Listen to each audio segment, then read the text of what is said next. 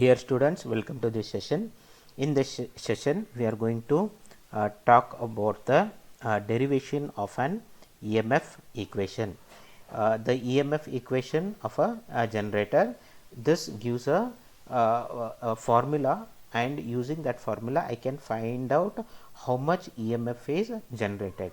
As we know from the Faraday's first law, that gives the answer for how EMF is induced. That is the principle of operation of a DC generator. Whenever flux linked with a coil or a conductor changes, an EMF is induced in that particular coil or a conductor. Now we know how EMF is generated. So Faraday's first law means how EMF is generated. Faraday's second law, how much EMF is generated. So Faraday's second law gives us a magnitude of the EMF generated. So EMF is nothing but we are trying to find the equation or the magnitude of the EMF induced. So what does the Faraday's second law say? Faraday's second law says the EMF, the magnitude of the EMF generated is directly proportional to the rate of change of flux linkage. What that means? If the rate of change of flux linkage is higher, then EMF is induced is also higher. Now we will derive an equation. We will consider a DC generator having phi as the flux per pole represented in Weber. Phi is the flux per pole. Z is the total number of armature conductors. We know that on the armature we have the armature winding, and that armature winding is done using many armature conductors. The total number of conductors is given by Z, capital Z. Capital P is number of poles that is present in the generator. N, what is the N? Speed of armature. This is the speed with which armature is moved or rotated using a external mechanical energy, and it is represented in rotations per minute. And we know that the armature winding can be done in two way. One is the lap winding and second is the wave winding. So the total number of armature conductors, this forms the armature winding. It can be connected in a lap winding or a wave winding. So accordingly it will create number of parallel paths. Capital A is what? Number of parallel paths. If the winding, armature winding is lap winding, then the number of parallel paths would be equal to number of poles. A is equal to P. How to remember this? Lap, L-A-P, and the last letter is P. So A is equal to P, lap winding, and A is equal to 2 when it is a wave winding. The number of parallel paths is constant, that is equal to 2 in case of a wave winding, and Eg is the EMF generated. Okay, Eg represents the total EMF that is generated in the DC generator. Now according to the Faraday's law of electromagnetic induction, we know that the magnitude of the EMF produced is directly proportional to the rate of change of flux linkage, or we can represent it as, if we remove the proportionality sign, E is equal to N d phi by dt, where N is the number of turns. So let us consider the EMF induced per only one conductor. So this N value becomes 1. So what would be the formula? E is equal to d phi by dt, that is for one conductor. E is equal to d phi by dt, that is for one conductor. Now we will calculate what is the EMF that is calculated for EMF per conductor. That is what we are going to find first. Flux cut by one conductor in one revolution. So how much flux one conductor will cut in one revolution? One revolution means what? It will start from the one position, it will rotate, makes a rotation and comes back to the same position. That is called as a one revolution of the conductor. In one revolution, what happens is the particular conductor it goes through all the poles that are present in the DC generator. If there are 2 poles in one revolution, it goes across the 2 poles. If there are 4 poles in the DC generator, in one rotation it passes through all the 4 poles, right? If there are n number of poles, it will p is the number of poles. If there are p number of poles, then it passes through all the p poles. And what is phi? Phi is the flux per pole. If there are 2 poles, it passes through the 2 poles, and how much total flux it will cut?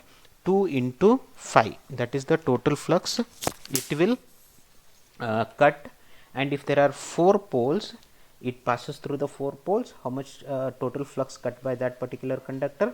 4 into phi. Similarly, if p is the number of poles, p into phi is the total flux cut by one conductor in one revolution. Just I will show you the diagram, and your understanding will be better once you see the diagram. Okay, so this is the armature we have. This is the armature, and on armature we have the armature winding.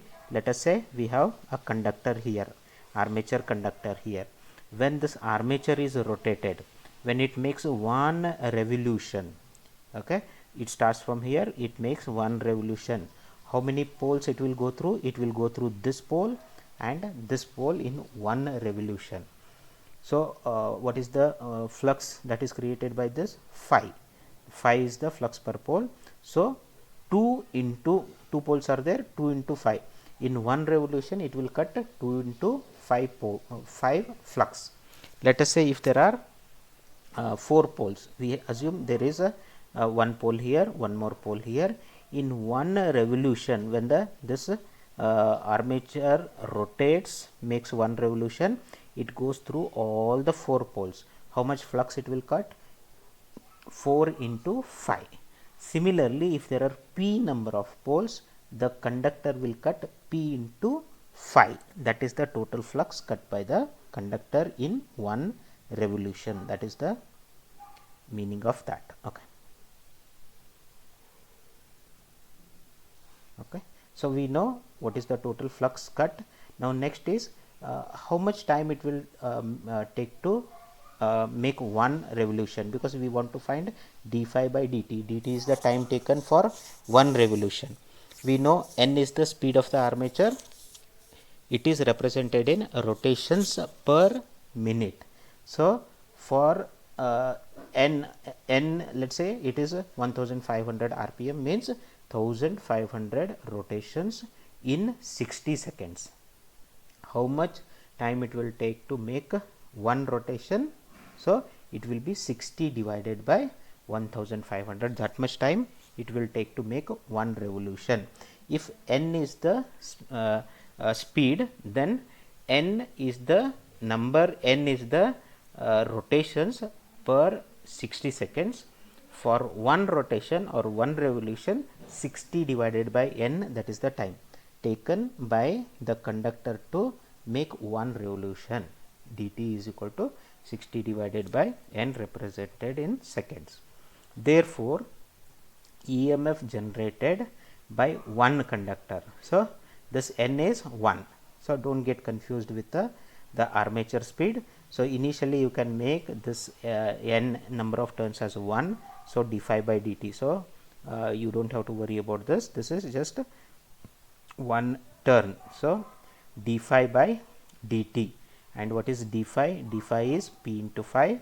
And what is dt? 60 divided by n. That will become p phi n divided by 60. So how much? What is this? This is EMF generated per conductor, or EMF generated by one conductor is p phi n divided by 60. Now how much would be the EMF generated by the generator? The EMF generated in the generator EG is equal to EMF per parallel path. This is very important. How much EMF is generated? So we have already calculated EMF generated per one conductor. Inside the armature winding, there are two types of windings. If it is lap winding, A is equal to P, those are the number of parallel paths, and if it is wave winding, A is equal to 2, that is the number of parallel paths. So whatever EMF is generated in one parallel path, okay, so EMF generated, because these conductors are connected in series in a particular path and those paths are connected in parallel. So whatever EMF generated in one parallel path is the EMF generated by the generator. So how many paths would be there? A is the number of paths. Now what would be the EMF generated per path? How many conductors would be there in one path? Z by A. So this is the EMF generated in one conductor, and how many conductors are there in one path? Z divided by A. So let us start with one example. Let us say there are 100 conductors. If there are 100 conductors, if I have two parallel paths, how many conductors would be there in one parallel path? 100 divided by 2, that is 100 is Z and 2 is the parallel path. So 100 by 2, 50. 50 into EMF generated per parallel path. Let us say same 100 conductors, but we have 4 parallel paths. How many conductors are there in one parallel path? 100 divided by 4, that is Z divided by A. Those many conductors are there, that is 100 divided by 4, 25 into EMF generated by one conductor. So how many conductors are there in one parallel path? Z by A. So if I multiply EMF generated per one conductor into number of conductors present in one parallel path, that will give me EG. Therefore EG is equal to P phi N divided by 60, that is EMF generated per conductor. Z by A is the number of conductors per parallel path. So this is the equation. EG is equal to P phi N divided by 60 into Z divided by A, where P is the number of poles, phi is the flux per pole, N is the speed of the armature, Z is total number of conductors, A is equal to A is the number of parallel paths, and value of the A will depend upon what kind of a winding we have. If it is a lap winding, A is equal to P, and if it is a wave winding, A is equal to 2, and EG is represented in volts. This is very important derivation. Next we will see a relation between the induced EMF and terminal voltage. First we will understand what is a induced EMF and what is a terminal voltage. First thing is, whatever the equation we derived, EG, this is the EMF induced in the armature. This is the representation of the armature. This is a separately excited generator, and the this circle represents the armature, and that is how we represent it as EG. EG is the induced EMF. EG is induced EMF, and these two small square shapes, they represent the brush, okay, and one is a positive polarity and one is the negative polarity, and to this brush we connect the wire and we bring it outside. If you have seen the DC generator, what you see outside is the two terminals, okay, and everything is else is inside. So the voltage at those two terminal is called as a terminal voltage, and EG is the induced EMF in the armature winding, okay. So this is a example of a separately excited DC generated. In case of a separately excited DC generator, this is the field winding, and the field winding is given with a separate DC supply. So this DC supply, when it is connected, it will current will flow. The current will flow through the magnetic field, and it produces the magnetic field. and that magnetic field is cut by the armature winding when it is rotated, and EMF is induced. Okay, that is EG.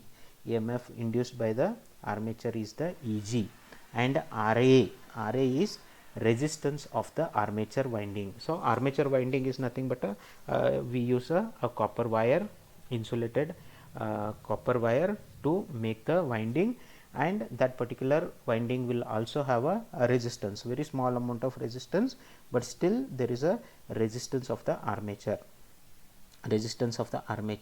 and to that we connect the two brush, and to that brush two wires are connected, and we bring out the terminals. So at the terminals we connect the load. Whatever the EMF induced in the armature is EG, and this is the terminal voltage. Now let us say EG is the EMF induced, then it is connected to the load. When load is connected, current will start flowing in the armature IA is the armature current. The same current will also flow in the load, that is represented by IL. Therefore in case of a separately excited generator, armature current, IA is the armature current, IL is the load current. Armature current is exactly same as the load current. Now what is the relation between the V and EG? So we have to start from this is the source of voltage. Okay, EG is equal to, first it supplies the armature drop. What is armature drop? We know the voltage drop, right? What is voltage drop? Voltage drop is nothing but the multiplication of current into resistance, that is I into R. So what is the voltage drop in the armature? IA into RA. Okay, so this generated EG supplies IA into RA as well as it supplies the terminal voltage. Therefore EG is equal to IA RA plus capital V, or we can say V is equal to EG minus IA RA. So how much voltage we get here? Whatever is produced here minus IA RA. For example, we'll say around 450 volts is generated here. How much we get it at the terminal? 450 minus, let's say IARA is 10 volts. 450 minus 10, that is 440 volts. So at terminal we will get lesser voltage compared to what is generated. Next is a series generator. In case of a series generator, the armature winding is in series with the field winding. So this is the field winding, and these are the terminals. A load is connected. RA is the resistance of the armature, EG is the EMF induced. These are the two brushes, positive and negative polarity. IA is the armature current, and RSE, SE is series. RSE is the resistance of the field winding, and ISC is the current that is flowing in the field winding, and IL is the current that is flowing in the load, and of course across the terminals we have voltage V. Now in this case we will try to see what is the relation between the terminal voltage and EG. First of all these things are connected in series. If you see, there is only one path: armature winding, field winding, and load. All are in same only one path. So the amount of current that will flow in each of those is exactly same, meaning armature current IA is equal to field current ISC is equal to load current IL. And what is the relation in case of a V and EG? EG is the one, it supplies all the voltage drops. So how many voltage drops we have already? We have here EG is equal to, first drop is the armature drop, EG is equal to IARA plus, and we have one more, field winding. Field winding has a resistance. Wherever there is a resistance, there is a voltage drop, plus what is the voltage drop here? ISC into RSC. Therefore, EG is equal to IARA plus ISC into RSC plus this voltage V. And if we take V is equal to, then V is equal to EG minus IARA minus ISC RSC. How much voltage we get here? Whatever is the produced here minus armature drop minus the drop in the field winding, that is V is equal to EG minus armature drop and field drop. So both the voltage drops will be deducted. That much voltage you get it on the terminal. So here in most of the cases it is not considered, but the brush will also have certain drop. Normally in the exam questions they might give the brush drop also. If there is a brush drop and also there is a possibility of this connecting terminal drop. So here the connecting leads also will have a drop. If that is the case, then what will happen? Terminal voltage V is equal to EG minus IARA minus ISC RSC minus brush drop. What is brush drop? The voltage drop, because even the brushes will have some amount of resistance. So minus brush drop minus connecting lead drop. So connecting lead drop that also be considered. In this particular case we are assuming there is no brush drop and no connecting lead drops. Next one is the shunt generator. In case of a shunt generator, the field is connected in parallel to the armature winding. So this is the armature winding and field is connected in parallel, and the load is connected on the terminals. So if you see here, the relation is again EG is the induced EMF, RA is the armature resistance, RSH is the field resistance, and when armature current flows here, it gets two parts, it will get divided. One is the ISH, that is the field current, second one is the load current. Therefore IA will get divided into ISH and IL. Suppose IA is 100 amperes, when it comes to here 5 amperes go here, 95 goes here.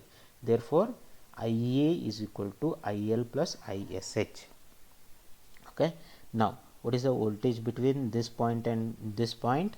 If you see that voltage between this point and this point is nothing but capital V. Okay, and that voltage is also is equal to voltage across the field winding. What is the voltage across field winding?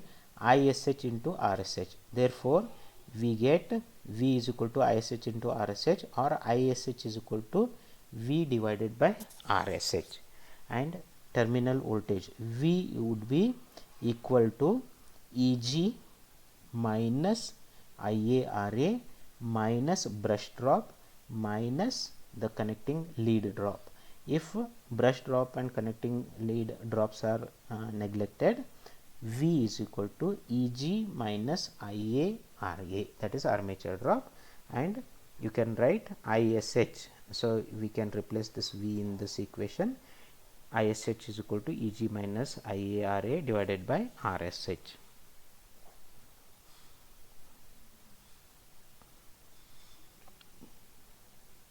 So next is a short shunt generator and long shunt generator. The difference here is the field is divided into two parts. One part of the field winding is connected parallel to the armature winding, and the another part is connected in series with this combination. This is one part of the field winding, this is another part of the field winding. EG is the generated EMF, RA is the armature resistance, IA is the armature current, and when it comes to this point, we have current will get divided into ISH, and this path is the ISC. ISH is the current through the one piece of the winding whose resistance is RSH, and another this is the another field whose resistance is RSE. So the current is ISC and the current through the load is IL, and the voltage at the terminals is capital V.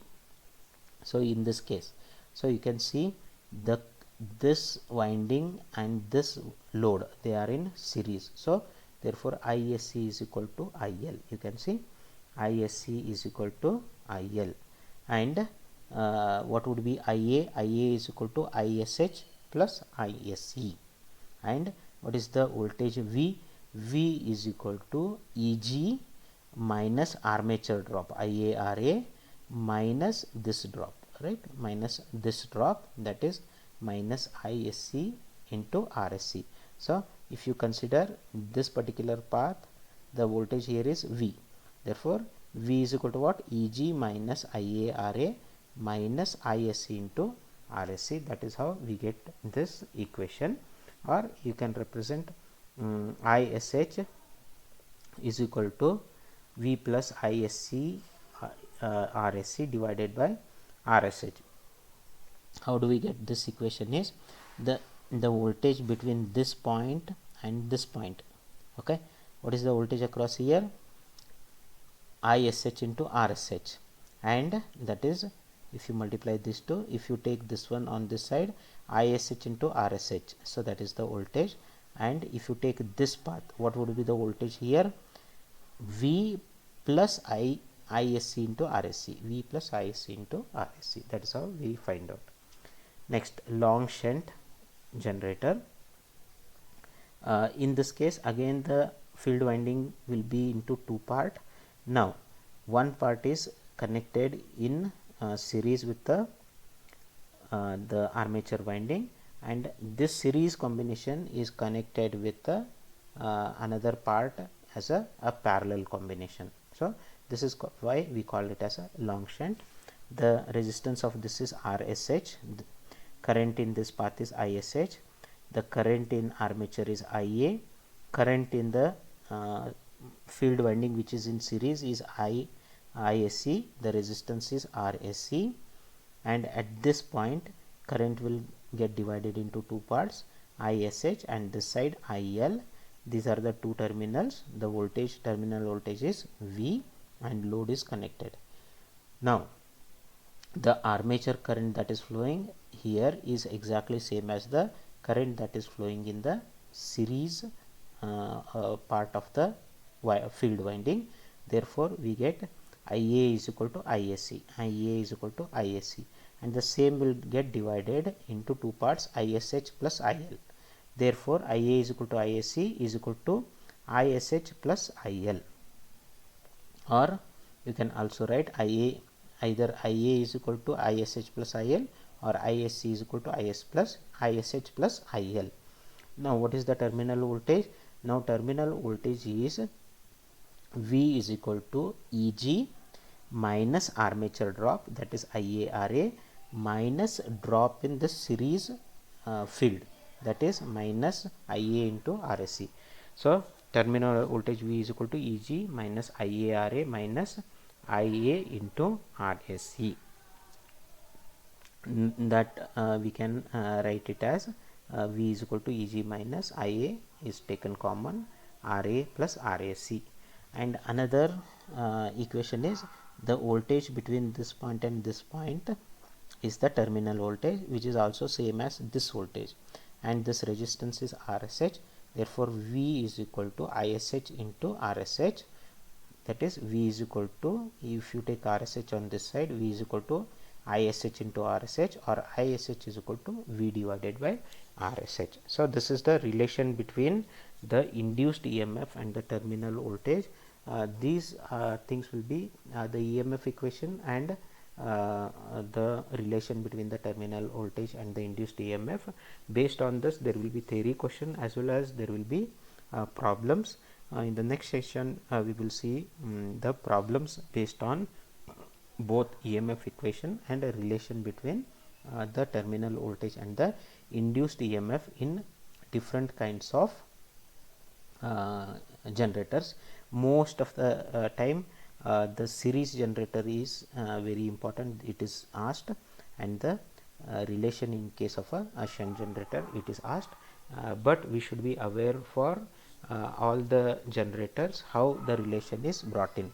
So you have to remember, as you go from armature towards the terminal, voltage will start decreasing. Eg is the highest voltage, right? This is the EMF that is produced in the armature. As you keep on going towards the terminal, voltage will keep on dropping, that is Eg. Then if you go to this point, minus RA minus IaRA. If you go to this point, minus Ia into RSC. That is how you get the terminal voltage. And plus there could be the brush drops and connecting lead drops. That is also, if it is given, should be subtracted from Eg in order to get the terminal voltage.